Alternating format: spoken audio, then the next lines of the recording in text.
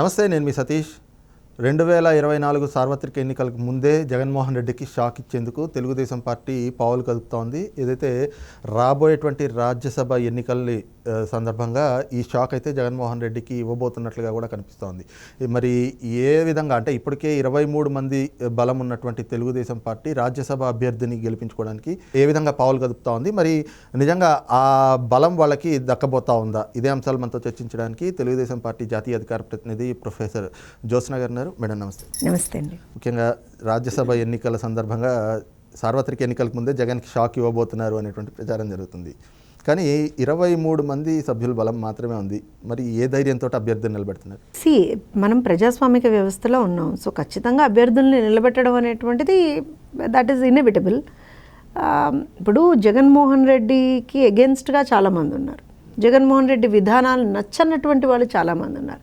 జగన్మోహన్ రెడ్డి ద్వారా అణిచివేతకు గురైనటువంటి వాళ్ళు చాలామంది ఉన్నారు. అలానే జగన్మోహన్ రెడ్డి ద్వారా వంచింపబడినటువంటి వాళ్ళు చాలామంది ఉన్నారు. అండ్ ఆల్సో ప్రజలకి మేమేం చేయలేకపోయామే అనేటువంటి ఒక ప్రాబబ్లీ ఐ విల్ సే ఒక బాధతో ఉన్న వాళ్ళు కూడా చాలామంది ఉండారు. అండ్ నేనేమంటానంటే ప్రజాస్వామ్యంలో ఉన్న బ్యూటీయే అదండి. మీ పిల్లలు ఇంటర్మీడియట్ మరియు ఎంసెట్ చదువుతూ సబ్జెక్ట్స్ లో కన్ఫ్యూజ్ అవుతున్నారా? కాన్ఫిడెన్స్ లెవెల్ తక్కువగా ఉందా? రిపీటెడ్ మిస్టేక్స్ చేస్తున్నారా? అయితే మీకోసమే ఉంది Rise app. 1 lakh question bank, performance analysis, online classes by experts, ఇంకా మరెన్నో ఫీచర్స్ తో మీ ముందుకొచ్చింది Rise the perfect guide. Description లో ఉన్న లింకును ఉపయోగించి సబ్స్క్రైబ్ అవ్వండి. ఇప్పుడు మీరు మీ పార్టీ కాబట్టి లేదా మీరు అధికారంలో ఉన్నారు కాబట్టి మీకే ఇచ్చేయాలి అనేటువంటిది ఏం లేదు. మన ఎమ్మెల్సీ ఎన్నికల్లో కూడా చూసాం మనం చాలా క్లియర్గా. అంటే ఏది మంచి, ఏది కరెక్ట్, రాష్ట్రానికి ఏది మంచి, రాష్ట్ర ప్రజలకు ఏది మంచి అనే దాని ఆ డిరెక్షన్లో కూడా ఆలోచించేటువంటి నాయకులు కొంతమంది ఉంటారేమో అని నేను అనుకుంటున్నాను. సో ప్రాబబ్లీ ప్రజాస్వామిక వ్యవస్థలో ఏది ఎప్పుడైనా possible. And that is the beauty of democracy అంటాం మనం. అందుకనే అండ్ ఇక్కడ ఏ విధమైనటువంటి అంటే వైఎస్ఆర్సీపీ ఎప్పుడూ కూడా ఎక్కడా కూడా ప్రజా సెంట్రిక్గా లేకపోతే ప్రజా విధానాలు ఆ రకంగా ఎప్పుడు వైఎస్ఆర్సీపీ ఆలోచించదు. వైఎస్ఆర్సీపీ ఎంతసేపు ఓట్ బ్యాంక్ రాజకీయాలు, డర్టీ పాలిటిక్స్ అంటాం అనమాట మనం. చిల్లర రాజకీయాలు ఉంటాయి చూసారా, అలాంటి ఒక రాజకీయం మాత్రమే వైఎస్ఆర్సీపీ చేస్తుంది. సో ఖచ్చితంగా దానికి ఎప్పుడో అప్పుడైతే నూకలు చెల్లుతాయి కదా. ప్రతిరోజు నీదే కాదు కదా, అబద్ధం ఎక్కువ కాలం రాజు వేయలేదు కదా, నిజం ఎప్పుడైనా నిలకడగా అయినా తెలుస్తుంది కదా. సో ఖచ్చితంగా రేపు పొద్దున నిజం గెలుస్తుందనే మేము భావిస్తున్నాం, ప్రజలకు మంచి జరుగుతుందనే భావిస్తున్నాం. అండ్ ఇప్పుడు రాజ్యసభ దీనికి సంబంధించి అంటారా, మేము ఎప్పుడైనా ఈవెన్ ఎమ్మెల్సీ ఎన్నికలను నిలబెట్టాము, దీని రాజ్యసభ ఎన్నికలు కూడా రేపు నిలబెడతామేమో. But the decision has to be taken by the party chief. కానీ ప్రజాస్వామిక వ్యవస్థలో ఖచ్చితంగా ఒక హెల్దీ కాంపిటీషన్ అనేటువంటిది ఉండాలి అని చెప్పి అయితే మేము కోరుకుంటామండి. అంటే మీకు ఎమ్మెల్యే కోట ఎమ్మెల్సీ ఎన్నికలు అంటే అక్కడ మీకు 23 మంది బలం ఉన్నారు. కాకపోతే అప్పటికి ఒక 4 అయితే కనుక అటు వెళ్ళిపోయారు, మీ దగ్గర లేరు. ఆ రోజున కూడా మీ మీద వచ్చినటువంటి అభియోగం ఇదే, అంటే అభ్యర్థుల్ని కేవలం నిల్చోబెట్టి వాళ్ళని అబాస్పాలు చేస్తున్నారు. ఈ రోజున వెనుకబడిన వర్గాలకి టికెట్లు ఇస్తున్నామన్న పేరుతోటి రాజకీయ లబ్ధి పొందాలని చూస్తున్నారు అనేటువంటిది. ఎందుకంటే సంఖ్యాబలం లేకుండా అభ్యర్థులను నిల్చోబెడితే ఏ విధంగా గెలిపించుకుంటారు? పంచమర్తి అనురాధ గారు ఉన్నారు, ఒక బీసీ మహిళ. బ్రహ్మాండంగా నిలబెట్టి గెలిపించుకున్నాం, మేము నిలబెట్టాం, గెలిపించుకున్నాం కూడా. సో బీసీలతోటి, బలహీన వర్గాలతోటి, బడుగు వర్గాలతోటి గేమ్స్ ఆడేటువంటి వ్యక్తి జగన్మోహన్ రెడ్డి. వాళ్ళ గౌరవ మర్యాదలకి అనుక్షణం కూడా భంగం కలిగించేటువంటి వ్యక్తి జగన్మోహన్ రెడ్డి. తెలుగుదేశం పార్టీ ఎప్పుడైనా సరే మా పార్టీ పుట్టుక నుంచి కూడా ఇవాల్టి వరకు, రేపొద్దున పార్టీ ఎంతకాలం ఉంటే అంతకాలం వరకైనా సరే ఖచ్చితంగా ప్రతి ఒక్క వర్గానికి న్యాయం చేసేటువంటి పార్టీ తెలుగుదేశం పార్టీ. ప్రతి ఒక్క వర్గాన్ని ఎంతో గౌరవం ఇచ్చేటువంటి పార్టీ తెలుగుదేశం పార్టీ. సో వాళ్ళు చేసేది ఏదో మాకు ఆపాదిద్దామని ప్రయత్నిస్తున్నాడు జగన్మోహన్ రెడ్డి. కానీ దట్ ఈస్ మొన్న ఎమ్మెల్సీ ఎన్నికల్లో ప్రూవ్ అయిపోయింది కదా, ఇంకెన్నిసార్లు ప్రూవ్ చేయమంటారు? అంటే ఓకే, ఆ రోజున చూస్తే ఒక 4 ఇటు నుంచి అటు వెళ్ళారు, మళ్ళీ ఇంకో 4 అక్కడి నుంచి ఇటు వచ్చి మీకు మద్దతు పలుకుండొచ్చు. కానీ ఇక్కడ మీకు ఆల్మోస్ట్ డబల్ ద ఫిగర్ కావాలి. ఎందుకంటే ఒక రాజ్యసభ ఇప్పుడు మేము గెలుస్తామని మేము చెప్పట్లేదు కదా, గెలుస్తామని చెప్తున్నావా? ఒక ప్రజాస్వామిక వ్యవస్థలో మనం ఖచ్చితంగా పోటీనైతే నిలబెట్టాలి కదా అంటున్నాను నేను. నిలబెట్టడంలో తప్పే ఉంది అంటున్నాను. అండ్ ఆల్సో నేనేమంటానంటే మనస్సాక్షి అనేటువంటిది ఒకటి ఉంటుందండి ఎవరికైనా సరే, మీకైనా, నాకైనా, ఎమ్మెల్యేలకైనా, ఎవరికైనా సరే మనస్సాక్షి అనేది ఒకటి ఉంటుంది కదా. నేను ఇందాక చెప్పినట్టుగా జగన్మోహన్ రెడ్డి చేత వంచింపబడినటువంటి వాళ్ళు, జగన్మోహన్ రెడ్డి చేత అభాసుపాలైనటువంటి వాడు, జగన్మోహన్ రెడ్డి చేత అవమానాలు పాలైనటువంటి వాళ్ళు, అలానే ప్రజలకి మేమేం చేయలేకపోతున్నామే అనేటువంటి ఒక బాధ కలిగినటువంటి వాళ్ళు చాలామంది ఉండుంటారు కదా. ఇప్పుడే చూసాం కదా మనం, ఎంతమంది బయటకు వచ్చి మాకు అన్యాయం జరుగుతోంది, దళిత బిడ్డల్ని కూడా అన్యాయంగా ఇబ్బందులకు గురి చేస్తున్నారు అనేది మనం చూడలేదా మనం. సో డెఫినెట్గా anything can happen in politics. అయితే మరి ఒకళ్ళ నుంచో పెడతారా, మరి 2 స్థానాలకు నుంచో పెడతారా? సో డెఫినెట్గా దానికి సంబంధించినటువంటి ఒక నిర్ణయం అనేటువంటిది నేను ఇందాకదే చెప్పాను. ఆల్రెడీ మాకు ఒకటి సిట్టింగ్ ఉంది. సో దానికి సంబంధించి ఏ నిర్ణయం ఏ రకంగా తీసుకోవాలనేటువంటిది నారా చంద్రబాబు నాయుడు గారు డిసైడ్ చేస్తారు. కానీ అంటే ఇప్పటికే ఒక డౌట్ ఏమిటి అంటే, ఈ రోజున పోనీ మీరు చెప్తున్నట్లుగా పార్టీలో అసంతృప్తితోటి వాళ్ళు బయటకు వస్తున్నారు అని అనుకుందాం. కానీ అలా బయటకు వచ్చినటువంటి వాళ్ళ మీద ఆ పార్టీకి ఒక అధికారం ఉంటుంది కదా, విప్ జారీ చేసేటువంటి అధికారం కూడా ఉంటుంది. మరి ఆ టెక్నికాలిటీస్ చూసుకున్నారా? నేను ఏమంటున్నాను, అసలు ఇప్పటికేం డెసిషన్ తీసుకోలేదు. ఇట్ ఈస్ అంటే ఒక ఊహాగానం మీరు అన్నట్టు. నేను కూడా ఒక స్పెక్యులేషన్ ఏదైతే మీరు తీసుకొస్తున్నారో దానికి నేనేమంటున్నాను అని అంటే, అసలు దీనికి సంబంధించిన డిస్కషన్ జరగలేదు, దీనికి సంబంధించి ఏం డెసిషన్ కూడా పార్టీ నుంచి రాలేదు. నేనేమంటున్నా అంటే, ప్రజాస్వామిక వ్యవస్థలో ఏదైనా అంటే it is right of every party, it is the right of every party to contest. మేము ఆ రైట్ని మేము ఎక్సర్సైజ్ చేస్తామేమో అని అంటున్నాను నేను. అండ్ ఆల్సో ఇక్కడ మేమేమంటామంటే విప్పులు అవన్నీ మాట్లాడుతున్నారు. ఆ ఊరికి ఈ ఊరు ఎంత దూరం, ఈ ఊరికి ఆ ఊరు కూడా అంతే దూరం కదా, ఏం డిఫరెన్స్ ఉండదు కదా. సో ఇప్పుడు వాళ్ళు అనర్హత వేటేసాము అని చెప్తున్నారు. నేనేమన్నా మరి మా పార్టీలో గెలిచి మీ పార్టీలోకి వచ్చిన వాళ్ళ మీద కూడా అనర్హత వేటేస్తాం కదా, వెయ్యాలని కోరుకుంటాం కదా, అది కాదని మీరు ఎలా అంటారు? ఈ రోజున ఆల్రెడీ ఏదైతే 4 సభ్యులు ఇక్కడి నుంచి వల్లంనేని వంశీ, అలాగే కరుణం బలరాము, నెక్స్ట్ మద్దాలి గిరి అండ్ వాసుపల్లి గణేష్ కుమార్, వీళ్ళు 4 పైన కూడా అనర్హత వేటు వేస్తూ ఈ రోజున పార్టీ ఒక ఇదైతే కనుక రిక్విజిషన్ స్పీకర్ గారికి పంపున్నాం.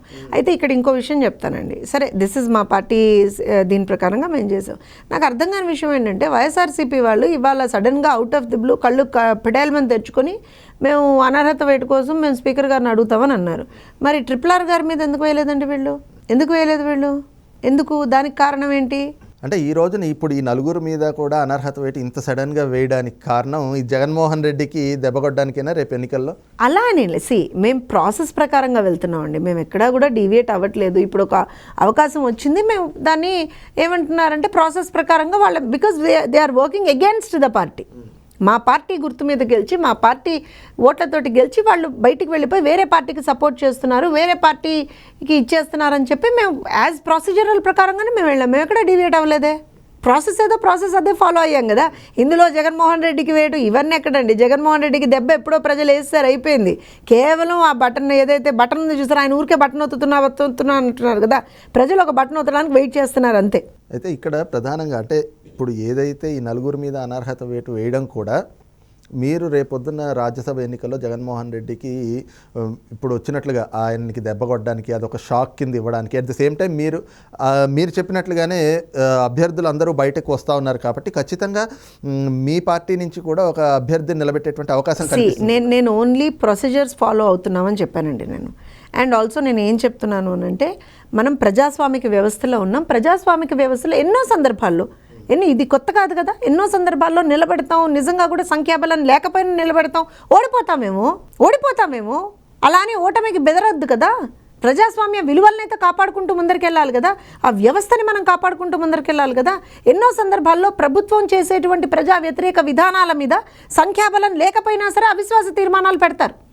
ఎందుకు? వాళ్ళు చేసేది తప్పు అని తెలియజెప్పడానికి, అంతే. అంతకుమించి అక్కడ ఇంకొక ఇంటెన్షన్ ఏమి ఉండదండి. దట్ డస్ నాట్ మీన్ ఏమంటారంటే మేము పెట్టగానే అవిశ్వాస తీర్మానం గెలిచిపోతామని కాదు, లేకపోతే ఇంకోళ్ళు పెట్టగానే వాళ్ళు గెలుస్తారని కాదు. ద క్రక్స్ ఏంటి అంటే, this is the beauty of democracy. ఖచ్చితంగా there is a process for everything. సరే, గెలుపు ఓటములు ప్రాసెస్లో మనకు పాజిటివ్ అవ్వడం, నెగిటివ్ అవ్వడం అదంతా సెకండరీ. కానీ ప్రాసెస్ని మనం ఫాలో అవ్వాలి. ప్రొసీజరల్గా ఏదైతే అంటే ఒక్కొక్క పద్ధతి ఉంటుంది, దేనికైనా సరే ఒక పద్ధతి ఉంటుంది. ఆ పద్ధతిని మనం ఫాలో అవుతూ ముందరికెళ్తే తప్పులేదు కదా అంటాను నేను. అంతకు మించినటువంటి అంటే దీనికి ఏమి మీరు ఇఫ్స్ బట్స్ దీనికి అన్నీ యాడ్ చేయాల్సినటువంటి అవసరం లేదు. తెలుగుదేశం పార్టీ ఒక విధానాన్ని అవలంబిస్తూ ముందరికి వెళ్తున్నాము. ప్రజాస్వామ్యాన్ని కాపాడుకోవడమే మా ప్రథమ కర్తవ్యంగా మేము ముందరికి వెళ్తున్నాం. దానికి సంబంధించి ప్రతి ఒక్క మీరు అంటున్నారు చూసారా, పావులు కదుపుతున్నారు, ఇవి చేస్తున్నారు, మా ప్రతి ఒక్క అడుగు ప్రజాస్వామ్యాన్ని పరిరక్షించుకోవడానికి మాత్రమే. ఇవాళ జనసేనతో మేము పొత్తులో ఉన్నామన్నా అది దాని గురించే, ప్రజల కోసం మేము పోరాటం చేస్తున్నామన్నా దాని గురించే. ఏ స్టెప్ అయినా సరే తెలుగుదేశం పార్టీ తీసుకునేటువంటి ప్రతి ఒక్క అడుగు కేవలం ప్రజాస్వామ్యాన్ని కాపాడడానికి, పరిరక్షించడానికి, ప్రజల తరఫున ప్రజలకి అండగా, ప్రజలకి భరోసా కల్పించడానికి మాత్రమే. మరి ఈ రోజున మీరు ప్రజాస్వామ్యకంగా మేము అడుగులు వేస్తున్నాము అని చెప్తున్నారు, ప్రజాస్వామ్యబద్ధంగానే ఎన్నికల్లో నిలబెడతాము అని చెప్పేసి చెప్తున్నారు. మరి ఈ రోజున రాజ్యసభ వైపు చూపిస్తున్నటువంటి ఈ ముగ్గుని ఆ రోజు ఏదైతే ఎంపీటీసీ జెడ్పీటీసీ ఎన్నికలు లోకల్ బాడీ ఎలక్షన్స్ అప్పుడు ఎందుకు అభ్యర్థులు నుంచోబెట్టలేదు అనేటువంటి ప్రశ్నలు వైసీపీ నుంచి వస్తున్నాయి. దానికి కూడా నేను మీకు ఒక రీజన్ చెప్తానండి. ఆ రోజున కూడా మనం చూసాం రాష్ట్రంలో అంటే ఒక రకమైనటువంటి అంటే దాని నియంతృత్వం అనాలో లేకపోతే అరాచకం అనాలో నాకు అర్థం కావట్లేదు, కానీ ఎక్కడికక్కడ అసలు ప్రజాస్వామ్యం అనేటువంటిది లేదు అనేటువంటిది ఆ రోజు చూసాం కదా మనం. నామినేషన్లు వేయడానికి వెళ్తుంటే నామినేషన్ పేపర్లు గుంజేసుకున్నారు. ఆడవాళ్ళని కూడా చూడకుండా వాళ్ళని గాయపరుస్తూ, వాళ్ళని ఇబ్బంది పెడుతూ, ఇష్టారీతిన బిహేవ్ చేస్తూ ఇచ్చేసుకున్నారు. నామినేషన్ వేసిన తర్వాత దాడులు చేశారు, చంపేశారు, ఇవన్నీ చూసాం కదా మనం. అండ్ దాంతోపాటుగా అంటే సాక్షాత్తు నాకు గుర్తుండి అప్పుడు ఉన్నటువంటి ఎలక్షన్ ఆఫీసర్ని కూడా బెదిరించినటువంటి సంఘటనలు చూసాం మనం ఆ రోజున. So everything was going against democracy then. సో ఆ రోజున అలాంటి ఎక్కడ కూడా అన్డెమోక్రటిక్గా జరుగుతున్నటువంటి ఎన్నికల్లో మేము పాల్గొని దలుచుకోలేదండి. ఆ రోజున కూడా మేము చాలా క్లియర్గా చెప్పాం. అప్రజాస్వామికంగా ప్రజాస్వామ్యాన్ని ఖూనీ చేస్తూ ఆ రోజున ఎన్నికలు జరిగాయా జరగలేదా అనేటువంటిది అందరికీ తెలుసు. సో దాంట్లో మేము అలాంటి వాటిల్లో అయితే మేము ఖచ్చితంగా పాలు పంచుకోవాలని అనుకోం.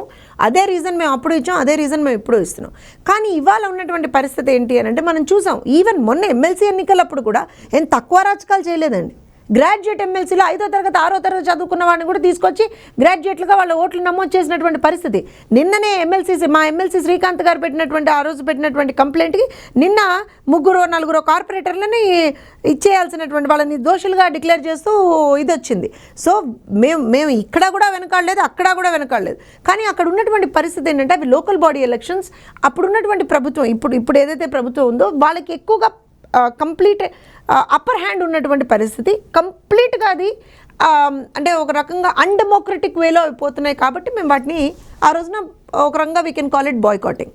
That's what we did then. Right, ఇది చూస్తున్నాం కదా, తెలుగుదేశం పార్టీ ప్రతి అడుగు కూడా ప్రజాస్వామ్య పరిరక్షణ దిశగానే ఉంటుంది. అదే సమయంలో ప్రజాస్వామ్యంలో తమకున్నటువంటి హక్కుగా ఎన్నికల్లో పోటీ చేయడం అనేటువంటి అంశాన్ని అయితే కనుక తాము పరిగణిస్తూ ఉన్నాం. కాబట్టి ఖచ్చితంగా రేపు రాబోయేటువంటి రాజ్యసభ ఎన్నికల్లో అభ్యర్థిని నిలబెట్టడం అనేటువంటిది పార్టీ అధిష్టానం, పార్టీ అధినేత నిర్ణయం ఉంది. కాబట్టి ప్రజాస్వామ్యబద్ధంగా తమకు ఉన్నటువంటి హక్కులు ఏవైతే ఉన్నాయో ఆ దిశగా ఎన్నికల్లో కూడా పోటీ చేసేటువంటి అవకాశాలు కనిపిస్తున్నాయి అన్నటువంటి భావాన్ని తెలుగుదేశం పార్టీ జాతీయ అధికార ప్రతినిధి ప్రొఫెసర్ జ్యోత్స్న గారు వ్యక్తం చేస్తున్నారు. Thank you.